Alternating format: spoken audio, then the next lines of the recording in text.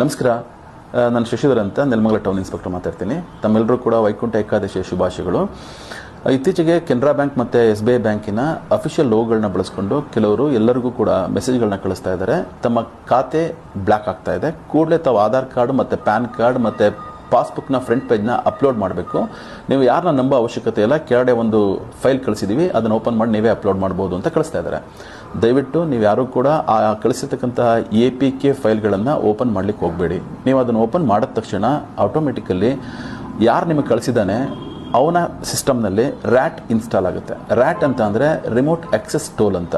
ಇದು ಇನ್ಸ್ಟಾಲ್ ಆದ ತಕ್ಷಣ ನಿಮ್ಮ ಮೊಬೈಲಿಗೆ ಬರ್ತಕ್ಕಂಥ ಎಲ್ಲ OTPಗಳು, ಪಾಸ್ವರ್ಡ್ಗಳು, ಮೆಸೇಜ್ಗಳು, ಕಾಲ್ ಲಾಗ್ಗಳು ಎಲ್ಲವೂ ಕೂಡ ಅವನಿಗೆ ಅಕ್ಸೆಸ್ಸಲ್ಲಿರ್ತಾನೆ, ಅಂದರೆ ಅವ್ನಿಗೆ ಸಿಗ್ತಾ ಇರುತ್ತೆ. ಸೊ ಹಾಗಾಗಿ ಆತ ಏನು ಮಾಡ್ತಾನೆ, ನಿಮ್ಮ ಖಾತೆಯಲ್ಲಿರ್ತಕ್ಕಂಥ ಸಂಪೂರ್ಣ ಹಣವನ್ನು ಮೋಸ ಮಾಡ್ತಕ್ಕಂಥ ಸಾಧ್ಯತೆಗಳಿರ್ತವೆ, ದುರುಪಯೋಗ ಪಡಿಸೋ ಸಾಧ್ಯತೆಗಳಿರ್ತವೆ. ಸೊ ದಯವಿಟ್ಟು ತಮ್ಗೆ ಏನಾದರೂ ಈ ಥರ ಅನುಮಾನ ಆಯಿತು